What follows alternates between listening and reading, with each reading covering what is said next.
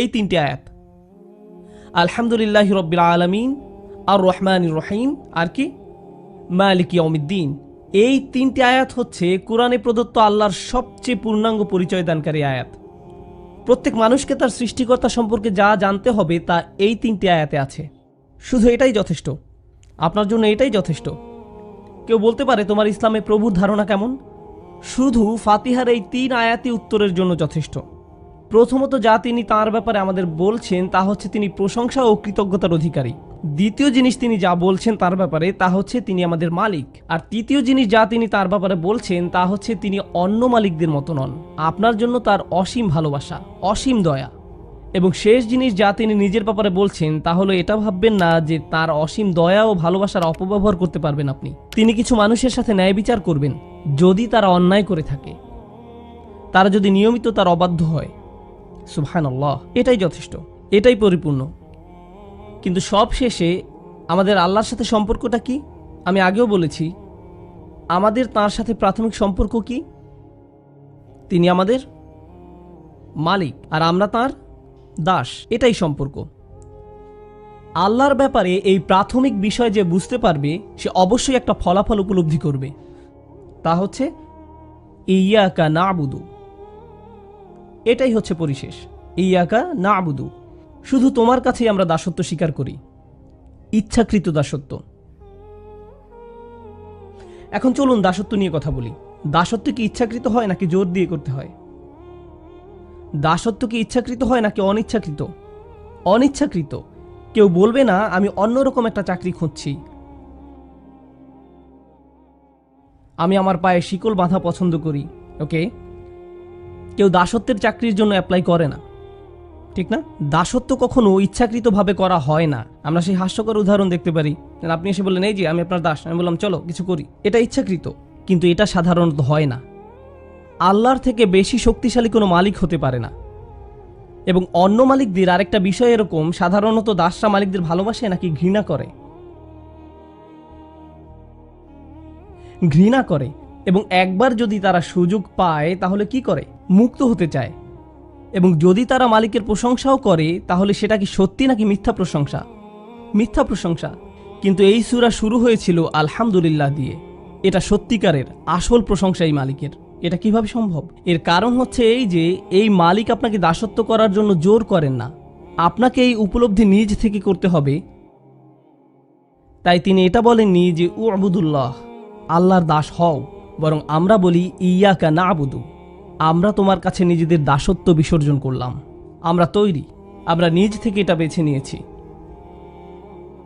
আমরা ইচ্ছাকৃতভাবে দাসত্ব স্বীকার করছি। চমৎকার ব্যাপার। এই যে ইসলাম ধর্ম আপনাকে ফাতিহাতেই বলে দিচ্ছে তোমাকে এটা বেছে নিতে হবে, তোমাকে এটা বেছে নিতে হবে। কেউ তোমাকে মুসলিম হতে জোর করতে পারবে না, তোমাকে নিজ থেকে আল্লাহর কাছে আসতে হবে। আর কেন আপনার আল্লাহর কাছে আসা উচিত? আপনার আল্লাহর কাছে আসা উচিত সূরা ফাতিহার প্রথম 3 আয়াতের জন্য। এটাই আপনার জন্য যথেষ্ট। যদি সত্যি আপনি জানতেন আলহামদুলিল্লাহর মানে কি, রব্বিল আলামিনের মানে কি যদি আপনি বুঝে থাকেন, আর রহমানির রহিমের মানে কি আপনি যদি বুঝে থাকেন, আর মালিক ইয়াউমিদ্দিনের মানে কি আপনি যদি এগুলো বুঝে থাকেন, এগুলোর প্রত্যেকটা এককভাবেই যথেষ্ট। কারণ সব মিলে এটা বলার জন্য যথেষ্ট, ইয়া আল্লাহ আমি তোমার দাস, আমি নিজের ইচ্ছায় কাজ করতে চাই না, আমি সেটাই করতে চাই যেটা তুমি চাও আমি করি। কারণ যা তুমি চাও তা আমার চাওয়ার থেকে অনেক গুণ উত্তম। কারণ তুমি আমার রক্ষক, তুমি আমাকে ভালোবাসো আমার কল্পনার থেকেও বেশি, এবং তোমার ভালোবাসা আমি সর্বদা পাই। আল্লাহ তার দাসত্বের আগে তার ভালোবাসার ব্যাপারে বলেছেন, তাই না? তো আল্লাহ তাদেরও ভালোবাসেন যারা তার দাসত্ব গ্রহণ করে না, তাদেরও ভালোবাসেন যারা তার ব্যাপারে খারাপ কথা বলে, তাদেরকেও যারা তাকে অমান্য করে। ইয়া আল্লাহ তুমি এত ভালো, আমি তৈরি, আমাকে গ্রহণ করো, আমি সাইন আপ করছি। ইয়াকা না'বুদু, এটাই হচ্ছে সেই কথা যা আমি আর আপনি বলি যখন এভাবে দাঁড়াই। হয়তো আপনাদের মধ্যে কেউ একটা মুভি দেখছে, খারাপ মুভি, তারপর আপনি একটু বিরতি দিলেন, তারপর নামাজ পড়লেন, ইয়া আল্লাহ আমি শুধু তোমারই দাস, আমি কখনো তোমার কথা অমান্য করি না, আমি এই উপলব্ধি নিজ থেকে পেয়েছি, আমাকে পথ দেখাও। তারপর আপনি সালাম ফিরালেন, তারপর আবার মুভি প্লে করলেন। এর কোনো মানে হয়? ভাবুন তো, আপনাদের কেউ জুমার নামাজ পড়তে গেলেন, হাজার হাজার মানুষ, সবাই বলছে ইয়া আল্লাহ আমি তোমার দাস, সবাই বলছে ইয়া আল্লাহ আমি তোমার দাস, আমি এই উপলব্ধি নিজ থেকে পেয়েছি। আমি এটা বুঝি যে আমি যদি নিজের ইচ্ছায় কাজ করি আমি নিজেই ক্ষতিগ্রস্ত হব, তাই আমাকে পথ দেখাও। তারপর জুমার নামাজ শেষে আপনি খারাপ কাজ করলেন।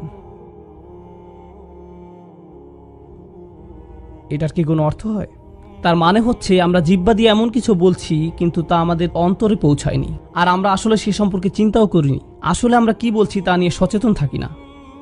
যখন আমরা বলি ইয়াকা না'বুদু, আমরা আল্লাহর সাথে একটা সন্ধি করছি। আমরা আল্লাহর কাছে নিজেদের সম্পর্কে কিছু বলছি, আমরা আল্লাহর কাছে একটা দাবি করছি। কিভাবে আপনি আপনার মাকে বলেন যে আপনি তাকে ভালোবাসেন? আপনি যখন বাসায় আসেন তিনি আপনাকে বলেন জুতা খোলো, আপনি সেগুলো খোলেন না। তিনি আপনাকে বলেন ডিনার টেবিলে বসে খাও, আপনি সোফায় বসে খান। তিনি বলেন তোমার বন্ধুদের নিয়ে এসো না, আপনি আপনার বন্ধুদের নিয়ে আসেন। তিনি বলেন উচ্চস্বরে শব্দ করো না, আপনি শব্দ আরো বাড়িয়ে দেন। আর তারপর আপনি তাকে বলেন মা আমি আপনাকে ভালোবাসি। এটা কি একটা তামাশা নয়? তিনি কি কষ্ট পান না যখন তাকে বলেন যে আপনি তাকে ভালোবাসেন? এটা কি আপনার মায়ের জন্য অপমানকর নয়? আমরা কি আল্লাহকে অপমান করছি না? তিনি আমাদের যা যা করতে নিষেধ করেছেন আমরা তা সবই করছি। তারপর আমরা বলি ইয়া আল্লাহ আমরা আপনার দাস, আমরা পরিপূর্ণ দাস। সুবহানাল্লাহ। ওয়া ইয়্যাকা নাস্তাঈন, আর শুধু আপনার সাহায্যই আমরা চাই। কোরআনের সবচেয়ে সুন্দর আয়াতগুলোর মধ্যে একটা ইয়্যাকা নাস্তাঈন। সহজ অনুবাদ, কেবল এবং একমাত্র আপনারই সাহায্য যা আমরা খুঁজে বেড়াচ্ছি। কেবল এবং একমাত্র আপনারই সাহায্য আমরা চাইছি। কিন্তু এটা কি বোঝায়? হে আল্লাহ, যখন আমরা সিদ্ধান্ত নেই যে আমরা আল্লাহর দাস হতে যাচ্ছি, আমাদের বুঝতে হবে এটা কোনো সহজ জিনিস না। এটা আল্লাহর সাথে অনেক বড় একটা অঙ্গীকার, এটা কোনো ছোট জিনিস না। আর আপনি যখন বড় অঙ্গীকার করেন আপনার সাহায্য প্রয়োজন হয়। তাই আমরা আল্লাহর কাছে বলি হে আল্লাহ আমি একটা বড় অঙ্গীকার করেছি, আমি মনে করি না যে আমি নিজে নিজে এটা পালন করতে পারবো। আপনি কি এই ব্যাপারে আমার সাহায্য করতে পারেন? ইয়্যাকা নাস্তাঈন, দয়া করে সাহায্য করুন। ইয়্যাকা নাস্তাঈনের এটাই প্রথম অর্থ। কিন্তু ইয়্যাকা নাস্তাঈনের সবচেয়ে সুন্দর শিক্ষার একটি হচ্ছে আরবি ভাষায় সাহায্য বোঝাতে ডজনের ওপর শব্দ আছে। নাসর এবং মুসাআদা, মাসাদ, মুআউন, অনেক অনেক শব্দ আছে এর জন্য। আল্লাহ আউন শব্দ ব্যবহার করলেন। নাস্তাঈন শব্দটি আরবি শব্দ আউন থেকে এসেছে। এটা খুব বিশেষ ধরনের সাহায্য। আমি চাই আপনারা এই সাহায্যটি বুঝুন, কারণ এটা আপনার জীবনে অনুধাবনের দরজাগুলো খুলে দেবে, সত্যিই দেবে। যখন আপনি বলেন ইয়্যাকা নাস্তাঈন, আপনি আসলে কি বলছেন? আপনি একটি রাস্তায় গাড়ি চালাচ্ছেন আর আপনার টায়ার নষ্ট হয়ে গেছে। আপনি সেটাকে টেনে রাস্তার সাইডে নিয়ে আসলেন। এখন আপনি কি করবেন? আপনি গাড়ি থেকে নামেন এবং দেখেন যে পিছনে অতিরিক্ত কোনো টায়ার আছে কিনা। আপনি সেটা নেন, গাড়িটা উপরে ওঠানোর জন্য চেষ্টা করেন যাতে করে টায়ারটা লাগাতে পারেন। কিন্তু আপনি গাড়িটা পুরোপুরি তোলার মতো যথেষ্ট শক্তিশালী না। তো যখন কেউ হেঁটে যাচ্ছে আপনি বলেন এই যে আপনি কি আমাকে সাহায্য করতে পারেন? আর তারা আপনাকে সাহায্য করে। এটা হলো ইস্তিআনা। অন্যভাবে বলা যায় ইস্তিআনা হচ্ছে যখন আপনি ইতোমধ্যে চেষ্টা করেছেন, আপনি শেষ করতে পারেননি, তখন আপনি অন্য কারো সাহায্য চান। এটা হলো ইস্তিআনা। ইস্তিআনা এটা নয় যে আপনার গাড়ির টায়ার নষ্ট হয়ে গেছে আর আপনি গাড়িতে বসে আছেন, কেউ পাশ দিয়ে যাচ্ছে, আপনি তখন বললেন হেই আমার গাড়ির টায়ার নষ্ট হয়ে গেছে, আপনি কি সাহায্য করতে পারেন? তিনি বললেন হ্যাঁ ঠিক আছে। তারপর আপনি বললেন এখানে ট্রাঙ্ক খোলার একটা বাটন আছে, বাটন চেপে ট্রাঙ্ক খুলে আপনি কাজ করতে থাকুন আর আমি এখানে বসে সংবাদ শুনছি। এটা ইস্তিআনা নয়, এটা ইস্তিআনা না। কেন না? কারণ ইস্তিআনা দাবি করে প্রথমে আপনি আপনার নিজের জন্য কাজ করছেন, তারপর আপনি কাজটি শেষ করতে না পারার কারণে অন্যের সাহায্যের প্রয়োজন হয়। বোঝা গেল? সুতরাং অলস মানুষেরা ইস্তিআনা চাইতে পারেন না। যারা কোনো কাজ করে না তারা এই ধরনের সাহায্য চাইতে পারে না। নাস্তাঈন বলার মাধ্যমে আপনি প্রকৃতপক্ষে আল্লাহকে বলছেন ইয়া আল্লাহ আমি চেষ্টা করেছি, আমি আপনাকে বলছি যে আমি চেষ্টা করেছি, আমি চেষ্টা করেই যাচ্ছি, আপনি দেখতে পাচ্ছেন, আর এখন আপনার সাহায্য প্রয়োজন। তো এই পৃথিবীর কেউ যে আল্লাহর দিকে ফিরে আসে আর বলে কিভাবে সম্ভব যে আপনি আমাকে সাহায্য করেন না? আর মানুষ তা করে। লোকে জিজ্ঞেস করে কিভাবে আল্লাহ আমাকে সাহায্য না করে, আর এমনকি তারা নিজেরাও চেষ্টা করে না, তারা নিজেরা কোনো উদ্যোগ নেয় না, কিন্তু তারা আল্লাহকে দোষারোপ করে যে তাকে সাহায্য কেন করছে না। তারা কেবল তাদের নিজেদেরকেই দোষারোপ করতে পারে। এটাই আল্লাহর মূলনীতি। তিনি আপনাকে সাহায্য করবেন যখন আপনি নিজে উদ্যোগ নেওয়া শুরু করবেন। যদি আপনি নিজে নিজে উদ্যোগ না নেন তিনি আপনাকে সাহায্য করবেন না। দুটো জিনিস আপনাকে এখানে বুঝতে হবে। আমি দুটো সম্পর্কেই বলবো। পৃথিবীতে এমন মানুষ আছে যারা কোনো উদ্যোগ নেয় না, আবার তারপর আল্লাহর কাছে সাহায্য আশা করে। এটা কখনোই আসবে না। সাহাবারা ফিরিস্তাগণ দ্বারা সাহায্যপ্রাপ্ত হয়েছিলেন বদরের যুদ্ধে, আপনারা সেটা জানেন। সাহাবারা যুদ্ধে ফিরিস্তাগণ কর্তৃক সাহায্যপ্রাপ্ত হয়েছিলেন। কিন্তু সাহাবাদেরকে যুদ্ধে যেতে হয়েছিল, শত্রুপক্ষকে মোকাবেলা করতে হয়েছিল, আর তারপর ফিরিস্তাগণ এসেছিলেন। ফিরিস্তাগণ আগে থেকেই সেখানে অপেক্ষারত ছিলেন না, এই আমরা এখানে 3টা থেকে আছি, তোমরা কোথায় ছিলে। এটা এভাবে ঘটে না। ইব্রাহিম আলাইসাল্লামকে আগুনে নিক্ষিপ্ত হতে হয়েছিল, তারপর এটা শীতল হয়েছিল। বোঝা গেল? আপনাকে প্রথম আপনার অংশটুকু করতে হবে, যতটুকু আপনি পারেন, তারপর আল্লাহ সাহায্য আসবে। এটা নিজে নিজে আসে না। আরেকটা দিক হলো, এমন কিছু মানুষ আছে যারা ভাবে তারা নিজেরাই সব করতে পারে, তাদের আল্লাহর সাহায্য চাওয়ার দরকার নেই। আমি আমার চাকরিটি পেয়েছি কারণ আমি খুবই বুদ্ধিদীপ্ত, আমার খুব সফল একটা ব্যবসা আছে কারণ আমি খুব ভালো কিছু সিদ্ধান্ত নিয়েছিলাম, আমার একটা ভালো ডিগ্রি আছে কারণ আমি খুব চটপটে। আর আমরা ভাবা শুরু করি আমরা এটা পেয়েছি কারণ আমরা এটার যোগ্য দাবিদার, অথবা আমরা নিজেরা এটা অর্জন করেছি। ফাতিহা আমাদেরকে শিক্ষা দিচ্ছে সাফল্য তা এই জীবনে হলেও 2টো জিনিস থেকে আসে। আপনি নিজে উদ্যোগ নেবেন, তারপর আপনি অন্যের সাহায্য চাইবেন। এবার বলছি নাস্তাইন সম্পর্কে শেষ বিষয়টি। যখন আপনি কারো কাছে সাহায্য চান, এটা সবসময় নির্দিষ্ট। যদি আমি কোনো একটা পাহাড়ের গায়ে ঝুলে থাকি, হেল্প, আর কেউ হেঁটে যাচ্ছে আর আমাকে 1 বোতল পানি দিল, আমি যে সাহায্য চেয়েছিলাম তা হলো আমাকে উপরে তুলুন। এটা নির্দিষ্ট। আমি আর অন্য কোনো ধরনের সাহায্য চাইছিলাম না, আমি এই ধরনের সাহায্য চেয়েছিলাম। আপনারা বুঝতে পারছেন? আপনার যখন কলমের কালি শেষ হয়ে যায় আর আপনি বলেন আপনি কি আমাকে সাহায্য করতে পারেন, তার মানে আপনি তাদের কলম চাইছেন। কিন্তু তারা যদি আপনাকে একটা বিস্কিট দেয়, সেটা সেই সাহায্য না যা আপনি খুঁজছেন। সাহায্য সবসময় নির্দিষ্ট। এটা কি পরিষ্কার? কারণ এটা সবসময় নির্দিষ্ট, আপনাকে বলতে হবে আপনি কোন সাহায্যটি চাইছেন। কিন্তু এই আয়াতে আমরা বলি ইয়াকা নাস্তাইন, ফিমা, কিসে? আমরা আপনার সাহায্য চাই, আমরা আল্লাহকে বলি ইয়া আল্লাহ, আমরা আপনার কাছে সাহায্য চাইছি, কিন্তু কিসে আমার সাহায্য চাইছো? তুমি কি তোমার স্বাস্থ্যের বিষয়ে আমার সাহায্য চাইছো? তোমার পারিবারিক জীবনে? তুমি কি তোমার পড়াশোনায় আমার সাহায্য চাইছো? তুমি কি তোমার ধর্ম বিষয়ে আমার সাহায্য চাইছো? তুমি কি চাইছো? কেউ যখন খুব মরিয়া থাকে তখন তারা কি বলবে সেটা বুঝতে পারে না, তারা এমনকি ব্যাখ্যাও করতে পারে না তাদের কিসে সাহায্য প্রয়োজন। তখন তারা শুধু বলে সাহায্য করুন। এটা আমরা ফাতিহাতে বলি, হে আল্লাহ সাহায্য করুন, কারণ আমাদের যা যা দরকার তার সংখ্যা অনেক, এমনকি আমরা তার তালিকাও তৈরি করতে পারি না। তাই আমরা শুধু বলি ইয়াকা নাস্তাইন। সুবহানাল্লাহ। ইয়াকা না'বুদু ওয়া ইয়াকা নাস্তাইনের উপর শাইখ আশ-শারাই রাহিমাহুল্লাহর একটা সুন্দর কথা আছে, আমার খুবই প্রিয়। তিনি বলেছিলেন, সুবহানাল্লাহ, তিনি বলেছিলেন কেন আল্লাহ ইয়াকা না'বুদু প্রথমে বলেছিলেন আর কেন তিনি ইয়াকা নাস্তাইন দ্বিতীয় বললেন। কি হতো যদি তিনি এটা উল্টো করে দিতেন? কেন আপনি এটা উল্টে দিতে পারেন না, ইয়াকা নাস্তাইনু ওয়া ইয়াকা না'বুদু? তিনি বলেন 2টো কারণ আছে কেন আপনাকে এই পৃথিবীতে রাখা হয়েছে, সাহায্য চাইতে নাকি ইবাদত করতে, আল্লাহর দাসত্ব করতে। তাই আমাদের উদ্দেশ্যটা প্রথমে উল্লেখ করে নেওয়া হলো, আর আমাদের এই উদ্দেশ্য সফল করতে হলে আমাদের কি প্রয়োজন তা বলা হয়েছে দ্বিতীয়ত। কিন্তু আরেকটা আছে যেটা আরও বেশি সুন্দর জিনিস, যখন আমরা নিজেদের আল্লাহর কৃতদাসে পরিণত করি, যখন আমরা আল্লাহর ইবাদত করি, এটা আল্লাহর জন্য। যখন আমরা সাহায্য চাই, এটা কার জন্য? আমাদের জন্য। ইয়াকা না'বুদু আল্লাহর জন্য, আর ইয়াকা নাস্তাইন আমাদের জন্য। আপনি আল্লাহর জন্য যেটা চান তা আগে উল্লেখ করা উচিত, আর নিজের জন্য যেটা চান তা পরে উল্লেখ করা উচিত। এটা সুন্দর আচরণের অংশ, এটা ভালো বিনয়। ইয়াকা না'বুদু ওয়া ইয়াকা নাস্তাইন। সুবহানাল্লাহ। আপনারা বুঝতে পেরেছেন? পরবর্তী বিরতির আগে আরও 10 মিনিট আপনারা টিকে থাকবেন তো? আমি আপনাদের আরও 2 মিনিট দেব। আমি চাই আপনারা পূর্ণ মনোযোগ দিন, বেশি সময় ধরে পরিপূর্ণ মনোযোগ দেওয়া যায় না। ইহদিনা, আমাদের পরিচালিত করুন, এটা সুন্দর ভাষা। আরবিতে হিদায়া শব্দটি। কেন আমরা পরিচালিত করুন বলছি? কারণ আল্লাহ হচ্ছেন প্রভু, আর আপনারা সে পর্যন্ত কোনো প্রভু থাকতে পারে না যতক্ষণ না তিনি আপনাকে দিক নির্দেশনা দিচ্ছেন। কিভাবে এই সম্পর্কটি শুরু হয়? পথ নির্দেশনা। প্রথম যে ধরনের সাহায্যটা আমার প্রয়োজন তা হলো, ইয়া আল্লাহ বলে দিন কি করতে হবে, আমাকে বলুন কি করতে হবে। এখন আপনি যদি আল্লাহকে জিজ্ঞেস করেন কি করতে হবে, তার মানে হলো আপনি সেটা করতে প্রস্তুত, তাই না? সুতরাং যখন আমরা বলি ইহদিনাস সিরাতাল মুস্তাকিম, আমরা প্রকৃতপক্ষে আল্লাহকে বলছি, ইয়া আল্লাহ আমি আপনাকে মেনে চলতে প্রস্তুত, শুধু আমাকে বলুন, আমি সেটা গ্রহণ করব। আপনার উপদেশ আমার প্রয়োজন, আর যখন আপনি আমাকে উপদেশ দেবেন আমি সেটা গ্রহণ করব। আমার কিছু বন্ধু আছে যারা আমার কাছে সব সময় উপদেশ চায়, কিন্তু তারা কখনোই সেটা অনুসরণ করে না। তুমি এটা সম্পর্কে কী ভাবো, তুমি ওটা সম্পর্কে কী ভাবো, আমার কি করা উচিত, আমি তোমাকে 4 বছর ধরে বলছি তোমার কি করা উচিত, তুমি তা করনি।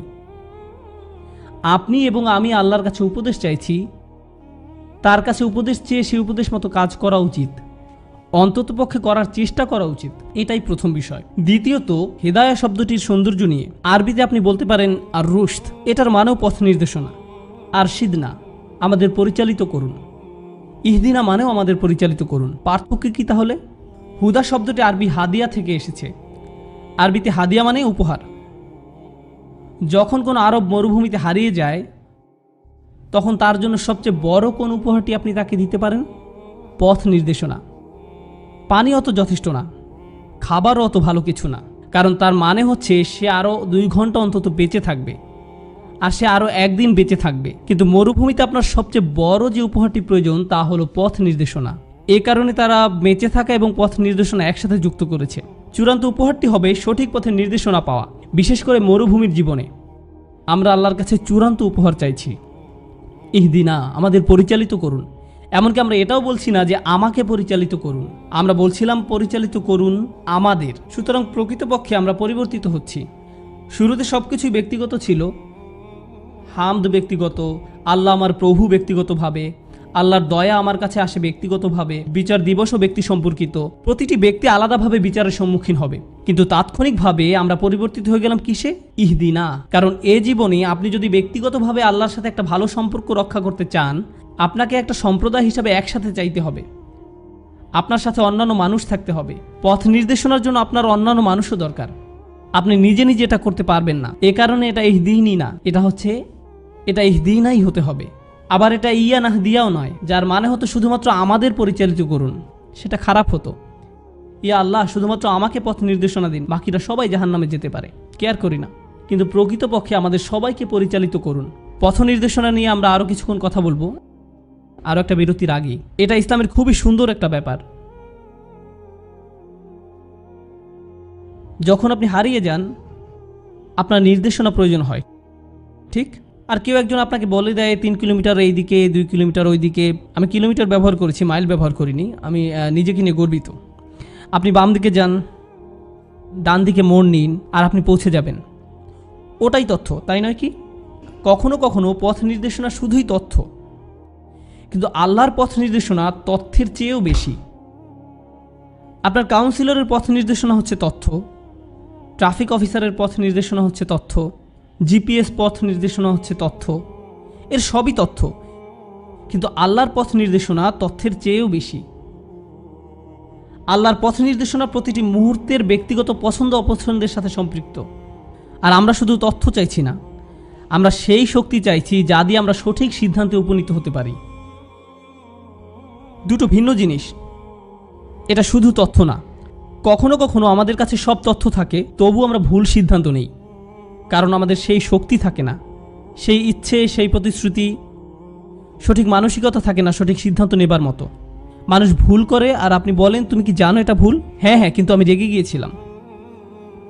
এ কারণেই আমরা আল্লাহর কাছে পথ নির্দেশনা চাই। প্রসঙ্গত, যদি এটা শুধু তথ্য হতো, যদি পথ নির্দেশনা শুধু তথ্য হতো, কতবার আপনার তথ্য প্রয়োজন হতো? একবার। যদি আপনাকে তথ্যটা দিয়েই দেওয়া হয়, এটা আপনার জন্য আবারও চাওয়ার দরকার নেই।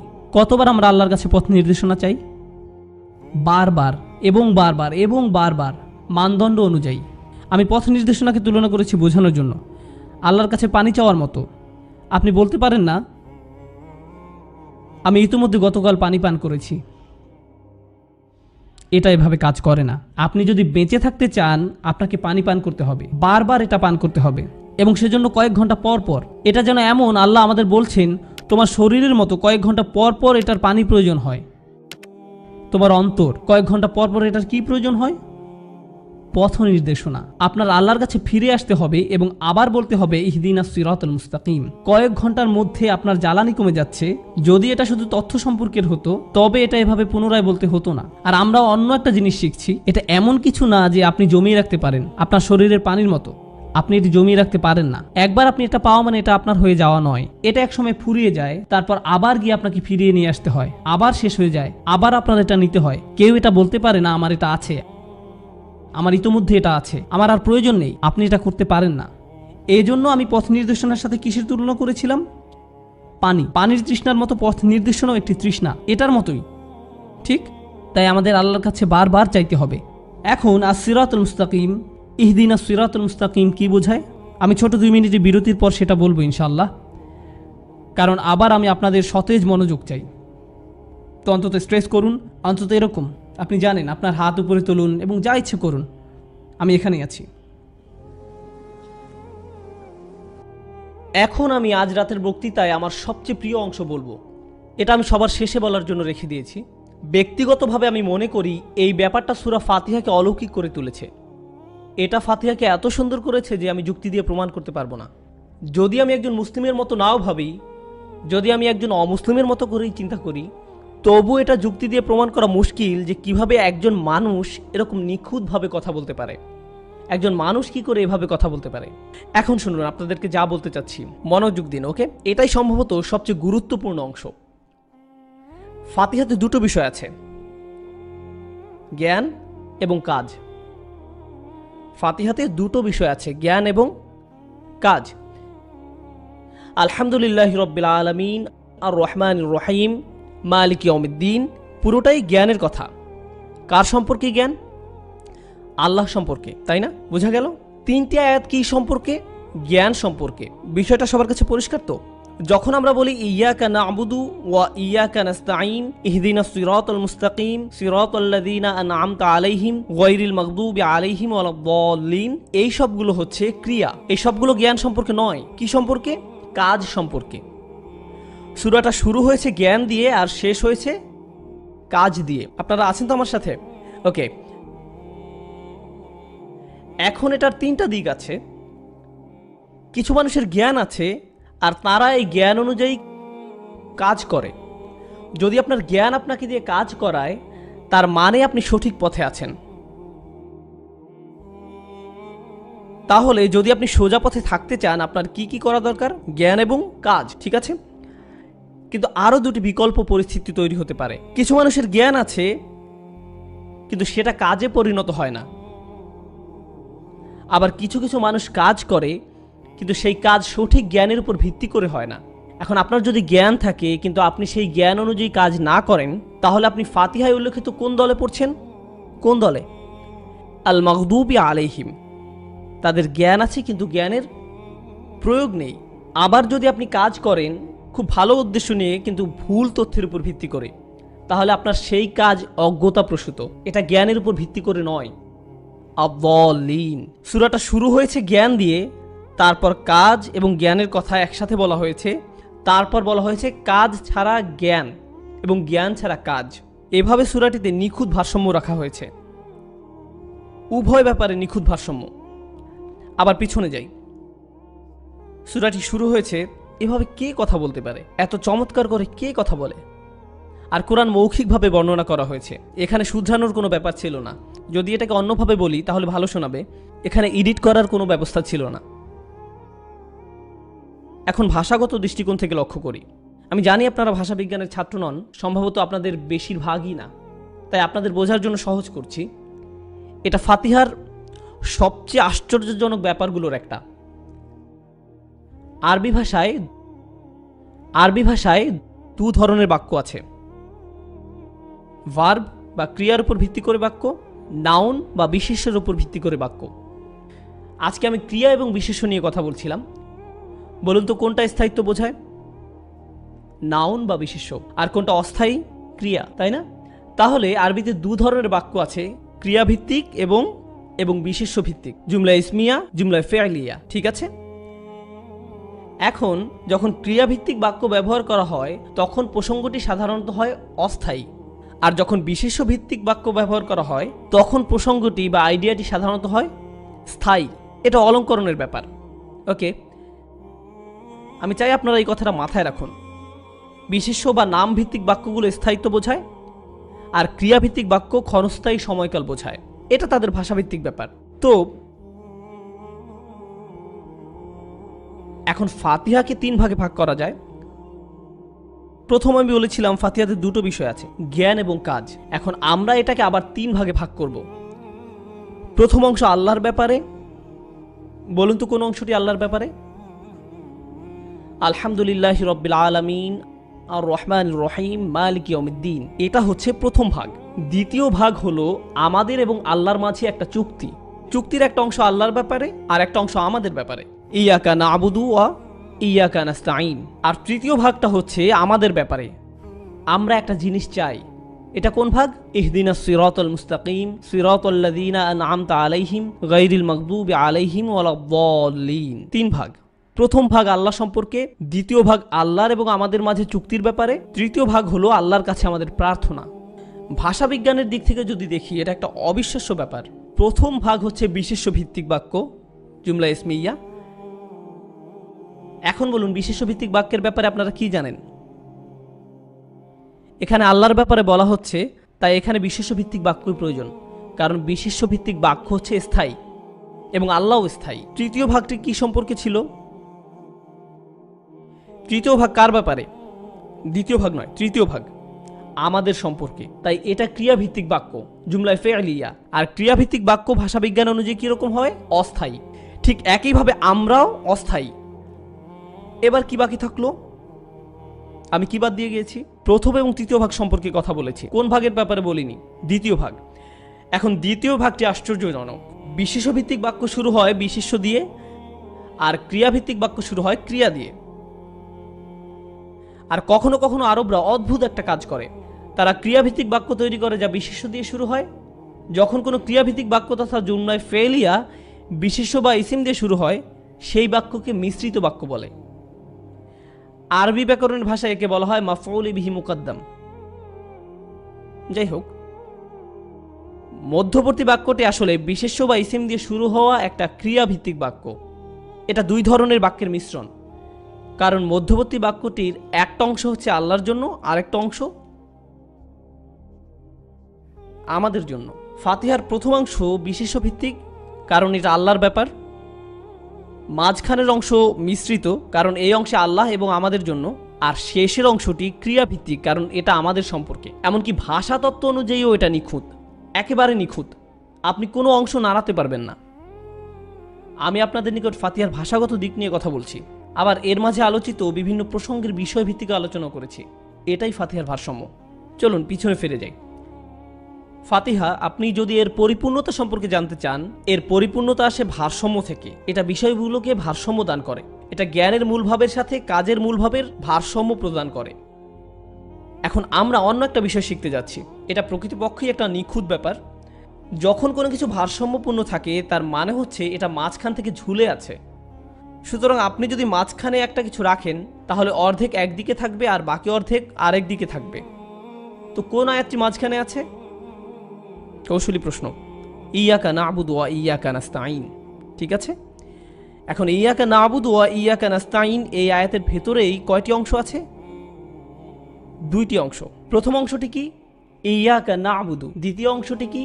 ওয়া ইয়াকা নাস্তাঈন। এখন লক্ষ্য করুন, ইয়াকা না'বুদু হলো প্রথম অংশের উপসংহার। ইয়াকা না'বুদু প্রথম অংশের উপসংহার। এর দ্বারা আমি কি বোঝাতে চাচ্ছি? আপনি যদি আলহামদুলিল্লাহ রাব্বিল আলামিন আর রহমান আর রহিম মালিক ইয়াউমিদ্দিন সম্পর্কে জেনে থাকেন, তাহলে আপনি কোন উপসংহার পাবেন? ইয়াকা না'বুদু উপসংহার। এটাই আপনার উপসংহার। আমি আল্লাহর দাস হতে চাই, চিনি তাই তার দাস হতে চাই। এখন আয়াতটির দ্বিতীয় অংশ কি? ওয়া ইয়াকা নাস্তাঈন। আল্লাহর নিকট থেকে চূড়ান্ত পর্যায়ে কোন সাহায্যটি আপনি চান? চূড়ান্ত কোন সাহায্যটি আপনি আল্লাহর থেকে পান? তা হচ্ছে তার দেখানো পথ। ওয়া ইয়াকা নাস্তাঈন হলো দ্বিতীয় অংশের সূচনা। ইয়াকা না'বুদু হলো প্রথম অংশের উপসংহার, আর ওয়া ইয়াকা নাস্তাঈন হলো দ্বিতীয় অংশের সূচনা। মধ্যবর্তী আয়াতের বিবেচনায় এই সূরাটি একদম নিখুঁতভাবে ভারসাম্যপূর্ণ। এটা অবিশ্বাস্য, সত্যি বিস্ময়কর। চলুন আবার পেছনে যাই। ফাতিহা আরও কিছু বিষয়কে ভারসাম্য দান করে। আল্লাহর প্রতি আশা আসে আর রহমান রহিম থেকে। কিন্তু আশা যদি অন্ধ হয়, আপনি দায়িত্ব জ্ঞানহীন হয়ে পড়বেন। আর দায়িত্ব কোন আয়াত থেকে আসে? মালিক ইয়াউমিদ্দিন। আল্লাহ আশা এবং দায়িত্ব পালনকে আর রহমান রহিম এবং মালিক ইয়াউমিদ্দিনের মধ্যে ভারসাম্যপূর্ণ করে দিলেন। ঠিক আছে, আরও দুটো ভারসাম্যপূর্ণ বিষয় আছে। আপনি যদি শুধু প্রশংসা করেন, এটা আসল প্রশংসা নাও হতে পারে। আবার আপনি যদি শুধু কৃতজ্ঞতা প্রকাশ করেন, তাতে প্রশংসা অন্তর্ভুক্ত নাও হতে পারে। আলহামদুলিল্লাহ, এটা জ্ঞান এবং কর্মের মাঝে ভারসাম্য দান করে। সিরাতাল মুস্তাকিম, শুধু জ্ঞান কিন্তু কোনো কর্ম নেই। আল মাগদুবি আলাইহিম, শুধু কর্ম আছে কিন্তু জ্ঞান নেই। আদ-দাল্লিন, এই সূরাটির সবকিছুই ভারসাম্যপূর্ণ। একদম শুরুর দিকে তাকান, শুরুটা বলছে রাব্বিল আলামিন, পৃথিবীর সব মানুষ, পৃথিবীর সব জাতি। আর সূরা শেষে এসে আল্লাহ বললেন গোটা আলামিনের মধ্যে শুধু 3 ধরনের মানুষ আছে। এই আলামিন হবে হয় সিরাতুল মুস্তাকিমের অনুসারীরা, যাদের উপর আল্লাহ নিয়ামত বর্ষণ করেছেন, অথবা তারা হবে আল মাগদুবি আলাইহিম, অথবা হবে আদ-দাল্লিন। পৃথিবীর সব মানুষই এই 3 শ্রেণীর কোনো একটিতে পড়ে যায়।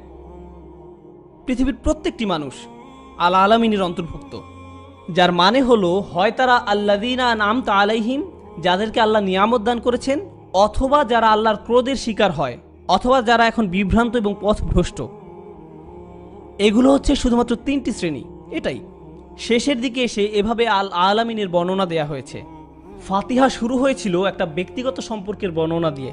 আলহামদুলিল্লাহ, হামদ কি দলগতভাবে করা হয় নাকি এটা অন্তরে অনুভব করা হয়? এটা অন্তরে অনুভব করা হয়। এমনকি এই প্রশংসা যদি আপনারা দলগতভাবেও করেন, আল্লাহ এই প্রশংসার ব্যাপারটা কি দলগতভাবে বিচার করবেন নাকি একজন একজন করে? একজন একজন করে। আল্লাহ আমাদের রব ব্যক্তিগতভাবে। এটা কি একটা ব্যক্তিগত সম্পর্ক যে আল্লাহ আমাদের রব? হ্যাঁ, এটা একটা ব্যক্তিগত সম্পর্ক। আল্লাহ রহমান আর রহিম, এটা কি ব্যক্তিগত না দলগত? এটা অবশ্যই একান্ত ব্যক্তিগত। এটা অবশ্যই একান্ত ব্যক্তিগত। আল্লাহ বিচার দিবসে আমাদেরকে কি ব্যক্তিগতভাবে নাকি দলগতভাবে বিচার করবেন? কুল্লুহুম আতিহি ইয়াউমাল কিয়ামাতি ফারদা, প্রত্যেকেই কিয়ামতের দিন আল্লাহর কাছে আসবে, একজন মানুষ একবারে। সূরা ফাতিহার শুরুর সবকিছু ছিল ব্যক্তিগত, আর যখন আপনি শেষে আসবেন দেখবেন এটা সমষ্টিগতভাবে ভারসাম্যপূর্ণ। ইয়াকা নাবুদু ওয়া ইয়াকা নাস্তাঈন ইহদিনাস সিরাতাল মুস্তাকিম। কোরআন নিজেই পরিপূর্ণ ভারসাম্যপূর্ণ। ফাতিহা হলো প্রথম সূরা। শেষ সূরাটি কি? সমগ্র কোরআনের সর্বশেষ সূরাটি কোনটি? সূরা নাস। কুল আউযু বিরাব্বিন নাস মালিকিন নাস। ফাতিহা একটা ইতিবাচক শব্দ দিয়ে শুরু হয়েছে। এটা শুরু হয়েছে আল হামদ দিয়ে, যা একটা ইতিবাচক শব্দ। আর সূরাতুন নাস শুরু হয়েছে কুল আউযু দিয়ে, যা একটা নেতিবাচক শব্দ, আশ্রয় চাওয়া। পজিটিভ শক্তি বৃদ্ধি, নেগেটিভ শক্তি বৃদ্ধি। ফাতিহা শুরু হয়েছিল একটি বিশেষ্য পদ দিয়ে, আর সূরা নাস শুরু হয়েছে একটি ক্রিয়াপদ দিয়ে। ফাতিহার প্রার্থনা সমষ্টিগত, নাবুদু, নাস্তাঈন, ইহদিনা। আর সূরা নাস এক বচন, কুল আউযু, আমি আশ্রয় চাই, আমরা আশ্রয় চাই নয়। এটাই হচ্ছে স্বাতন্ত্র্য বৈশিষ্ট্য। ফাতিহা বলে 2 ধরনের দল আছে যাদের অন্তর্ভুক্ত হওয়া তোমার উচিত নয়। 2 ধরনের দল আছে যাদের থেকে তোমার দূরে থাকা উচিত। সেই 2 শ্রেণীর দলভুক্ত কারা? তারা হলো আল মাগদুবি আলাইহিম এবং আদ-দাল্লিন। এগুলো হলো দল। এবার আপনি যদি সূরা নাসে ফিরে যান তাহলে দেখবেন এখানেও 2 ধরনের খারাপ প্রভাবের কথা বলা হয়েছে, কিন্তু সেগুলো ব্যক্তিগত খারাপ প্রভাব। আল্লাযী ইউওয়াসউইসু ফি সুদুরিন নাস মিনাল জিন্নাতি ওয়ান নাস, জিন এবং মানুষ থেকে। সুবহানাল্লাহ। এখন এক মিনিট। কুল আউযু বি, শেষ করুন। কুল আউযু বি রব্বিন নাস আলহামদুলিল্লাহি রব্বিল আলামিন। রব্বিন নাস, রব্বিল আলামিন। তিনি বলেন মালিকিন নাস, মালিকিন নাস। ফাতিহাতে আমরা কি পড়ি? মালিক ইয়াউমিদ্দিন। তিনি বলেন ইলাহিন নাস, আর প্রসঙ্গত ইলাহ মানে আপনি যার ইবাদত করেন। আর সূরা ফাতিহাতে আমরা কি বলি? ইয়াকা নাবুদু, আমরা আপনার ইবাদত করি। পুরো ব্যাপারটাই ভারসাম্যপূর্ণ। এটাই ফাতিহা। এটাই ফাতিহা। ফাতিহা নিজেই যথেষ্ট। শেষ একটা জিনিস আমি শেয়ার করছি, আর কোনো বিরতি না, সরি। আমার শুধু 10 মিনিট সময় দরকার শেষ এই বিষয়টার জন্য। এটাই ফাতিহা সম্পর্কিত শেষ বিষয় যা আমি আপনাদের সাথে শেয়ার করছি। এই ভারসাম্যগুলো সবগুলোই আমার কাছে অবিশ্বাস্য, কিন্তু এই শেষটি এটা সবগুলোর উপরে, এটা সবগুলোর উপরে। আমি আপনাদের 4 ধরনের দ্বন্দ্ব নিয়ে কথা বলতে চাই। 4 ধরনের দ্বন্দ্ব আছে, 4 ধরনের যুদ্ধ, 4 ধরনের লড়াই এবং দ্বন্দ্ব। প্রথম দ্বন্দ্বটি আমার শরীর আর আত্মার মধ্যে। আমার অন্তর যা আল্লাহর দিকে ফিরতে চায়, আর সে অন্তর যা দুনিয়ার জিনিস চায়। আমার ভিতরে একটা যুদ্ধ আছে। আপনার ভেতরেও একটা যুদ্ধ আছে। আমাদের মধ্যে এমন কেউ নেই যার মধ্যে এই যুদ্ধটি নেই। আধ্যাত্মিক তৃষ্ণা আছে, আবার জাগতিক তৃষ্ণাও আছে। জান্নাতের সৌন্দর্যের আকাঙ্ক্ষা আছে, আবার পার্থিব সৌন্দর্যের আকাঙ্ক্ষাও আছে। আপনি এটাকে পুরোপুরি দমন করতে পারবেন না। আর এ দুটোর মাঝে একটা দ্বন্দ্ব আছে, এটাই প্রথম যুদ্ধ। দ্বিতীয় লড়াইটি পুরুষ এবং নারীর মাঝে। তাদের একে অন্যের সাথে বসবাস করতে হয়, একে অন্যকে ঘৃণাও করে। এই ভালোবাসা ও ঘৃণার সম্পর্ক একটা চলমান সংগ্রাম। পুরুষের কি কি অধিকার আছে, নারীর কি কি অধিকার আছে। আপনি যদি নারীদের সেই সিদ্ধান্ত নিতে দেন যে নারীদের কি কি অধিকার আছে, তারা শেষ করবে জুলুম করে। আপনি যদি পুরুষদের সিদ্ধান্ত নিতে দেন যে পুরুষ এবং নারীর কি কি অধিকার আছে, তারা শেষ করবে জুলুম করে নারীদের। এটা একটা চলমান যুদ্ধ। একটা উদাহরণ দেই, আপনি বিবাহ বিচ্ছেদের কোর্ট সম্পর্কে জানেন। যদি বিবাহ বিচ্ছেদ কোর্টের বিচারক একজন পুরুষ হয়ে থাকেন যার নিজেরও বিবাহ বিচ্ছেদ হয়েছে, আর তার সামনে যদি এমন একটা কেস থাকে, ভালো হবে আপনি যদি তার সামনে নারী না হন। কারণ বুঝতে পেরেছেন? কারণ তিনি পক্ষপাতদুষ্ট। দিন শেষে তিনি একজন পুরুষ, তিনি একজন নারীর মতো করে চিন্তা করতে পারেন না। আবার যদি বিবাহ বিচ্ছেদ কোর্টের বিচারক একজন মহিলা হয়ে থাকেন, ভালো হয় আপনি যদি তার সামনে পুরুষ কেউ না হন। বোঝা গেল? আমরা নিজেরা যা তা থেকে বের হতে পারি না, আমরা আমাদের পরিপ্রেক্ষিতের মধ্যে সীমাবদ্ধ। সুতরাং এখানে একটা দ্বন্দ্ব আছে, পুরুষের অধিকার ও দায়িত্বের মধ্যে এবং নারীর অধিকার ও দায়িত্বের মধ্যে একটা সামাজিক দ্বন্দ্ব আছে। এটা দ্বিতীয় দ্বন্দ্ব। প্রথম দ্বন্দ্বটি কি ছিল? দেহ এবং আত্মা। দ্বিতীয় দ্বন্দ্ব পুরুষ এবং নারী। তৃতীয় দ্বন্দ্ব পুঁজি এবং শ্রমের মধ্যে। তৃতীয় দ্বন্দ্বটি হচ্ছে মনিব এবং কর্মচারীর মধ্যে। মনিব বলেন তোমার বেশি কাজ করা উচিত এবং তোমার কম বেতন পাওয়া উচিত। কর্মচারী বলে আমার কম কাজ করা উচিত এবং আমার বেতন পাওয়া উচিত বেশি। তারা বিপরীত জিনিস চায়।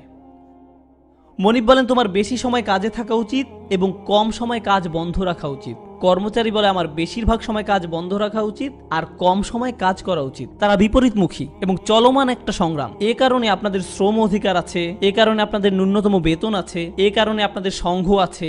আপনাদের এই জিনিসগুলো পৃথিবীতে আছে কারণ একটা দ্বন্দ্ব আছে পুঁজি এবং শ্রমের মধ্যে। প্রথম দ্বন্দ্বটি কি ছিল? দেহ এবং আত্মা। দ্বিতীয় দ্বন্দ্ব পুরুষ এবং মহিলা। তৃতীয় দ্বন্দ্ব মনিব এবং কর্মচারী।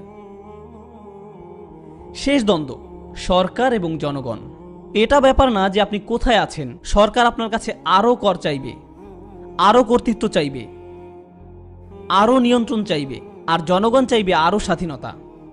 আপনি যদি সরকারকে সব সিদ্ধান্ত নিতে দেন, সেটা স্বৈরতন্ত্র হয়ে যাবে। আর যদি আপনি জনগণকে সব সিদ্ধান্ত নিতে দেন, এটা একটা বিশৃঙ্খলা হয়ে যাবে। এখানে একটা ভারসাম্য থাকতে হবে, ভারসাম্য আনতে হবে। আর আপনি জানেন সেই ভারসাম্য খোঁজাকে আমরা বলি ন্যায় বিচারের জন্য লড়াই। হ্যাঁ, আমরা এটাকে ন্যায় বিচারের জন্য লড়াই বলি। এটা এক ধরনের রাজনৈতিক ন্যায় বিচার, ঠিক আছে? সরকার এবং জনগণের মাঝে ভারসাম্য খোঁজা, মনিব এবং কর্মচারীর মাঝে ভারসাম্য খোঁজা, পুরুষ এবং নারীর মাঝে ভারসাম্য খোঁজা। এখন বিষয়টা হলো এসব দ্বন্দ্বে কে সিদ্ধান্ত নেবে যে কোনটা ন্যায্য? এটাই শেষ চমক ফাতিহার শেষ নির্দেশনা। দিন শেষে একজন মানুষ হয় পুরুষ হবে নয়তো নারী। তার মানে তারা হয় পুরুষের মতো করে চিন্তা করবে অথবা নারীদের মতো। দিন শেষে একজন মানুষ হয় মনিব হবে নয়তো একজন কর্মচারী। সুতরাং তারা হয় একজন মনিবের মতো ভাবতে পারে অথবা ভাবতে পারে একজন কর্মচারীর মতো। দিন শেষে কেউ হয় সরকারের প্রতিনিধি হবে নতুবা প্রতিনিধি হবে জনগণের পরিপ্রেক্ষিতে। আপনার একই সাথে দুটো প্রেক্ষাপট থাকতে পারে না, এটা সম্ভব না। সুতরাং দেখা যাচ্ছে এই দ্বন্দ্ব কখনো শেষ হবার নয়, এই লড়াই কখনো শেষ হবার মতো নয়। আল্লাহ আজ্জা ওয়া জাল্লা আমাদের এই চিরন্তন বিষয়গুলোর উত্তর দিয়েছেন। আর প্রসঙ্গত আমাদের ভেতরে কখনো আপনার দেহ জয়ী হবে, কখনো আপনার আত্মা জয়ী হবে, কারণ আমরা বস্তুবাদী মানুষে পরিণত হয়েছি। আমরা আমাদের আত্মার চাহিদাগুলো পিষে ফেলেছি। আবার কিছু মানুষ বলছে না, আমাদের আধ্যাত্মিক মানুষ হওয়া উচিত, আর তারা হয়ে যায় অতিরিক্ত আধ্যাত্মিক। তারা ভালো করে খাওয়া বন্ধ করে দেয় এবং তারা অদ্ভুত রকমের হয়ে যায়। তারা ভাবে এটাই আধ্যাত্মিকতা। আপনার একটা ভারসাম্য খুঁজে পেতে হবে আধ্যাত্মিকতা এবং পৃথিবীতে বসবাস করার মধ্যে। আপনি কিভাবে সেই ভারসাম্য খুঁজে পাবেন? আল্লাহ আজ্জা ওয়া জাল্লা এই সূরাতে বলছেন একটা বাক্যে, এটাই ভারসাম্য, ইহদিনাস সিরাতাল মুস্তাকিম, আমাদেরকে সোজা পথে পরিচালনা করুন। এটা পুরুষের দিকেও ঝুঁকেনি, আবার এটা নারীর দিকেও ঝুঁকেনি। এটা অতিমাত্রায় আত্মার দিকেও ঝুঁকেনি, আবার এটা অতিমাত্রায় দেহের দিকেও ঝুঁকেনি। এটা অতিমাত্রায় পুঁজির দিকেও না, আবার এটা অতিমাত্রায় শ্রমের দিকেও না। আমাদেরকে মধ্যবর্তী পথটা দেখান যাতে আমরা একটা সুখী জীবনযাপন করতে পারি। আমাদের সেটা দেখান। সুবহানাল্লাহ। কারণ আল্লাহ সৃষ্টি করেছেন আমার দেহ, আবার তিনি সৃষ্টি করেছেন আমার আত্মা। আর তিনি যা সৃষ্টি করেছেন তার উভয়ের প্রতিই তিনি যত্নবান। তিনি একটাকে বা অন্যটাকে ঘৃণা করেন না, তিনি দুটোরই তত্ত্বাবধায়ক। তিনি সৃষ্টি করেছেন পুরুষ, আবার সৃষ্টি করেছেন নারী। তিনি সৃষ্টি করেছেন সরকার, আবার তিনি সৃষ্টি করেছেন জনগণ। তিনি উভয়ের প্রতিই যত্নবান। আর তিনিই একমাত্র একজন যিনি আমাদের ভারসাম্য দিতে পারেন। মানবতা এই ভারসাম্যটাই খুঁজে বেড়াচ্ছে। এই লড়াইটাই আমরা খুঁজে বের করার চেষ্টা করছি। সুবহানাল্লাহ। আমি জানি সময় মোটামুটি শেষ, কিন্তু ঠিক আছে, শেষ একটা আমি আপনাদের সাথে আল মাগদুবি আলাইহিম ওয়ালাদ-দাল্লিন নিয়ে আরেকবার কথা বলতে চাই। আপনারা জানেন কোরআনে কিছু ইহুদিদের নিয়ে সমালোচনা করা হয়েছে। কিছু ইহুদি, সব ইহুদি না, কিছু ইহুদি, তা হচ্ছে তারা এতই বুদ্ধিমান ছিল যে তাদের অন্তর কঠিন হয়ে গিয়েছিল। তারা ছিল শুধুমাত্র, তারা তাদের ধর্মটাকে এমনভাবে দেখত যেন এটা একটা অধ্যয়নের এবং পুঁথিগত বিষয়, মোটেও আধ্যাত্মিকতার বিষয় ছিল না। তাদের অন্তর কঠিন হয়ে গিয়েছিল। আরেকদিকে খ্রিস্টানদের অনেক আধ্যাত্মিক মানুষ হিসাবে বর্ণনা করা হয়েছে যাদের অন্তর নরম, কিন্তু তাদের সমস্যাটা ছিল জ্ঞানের অভাব।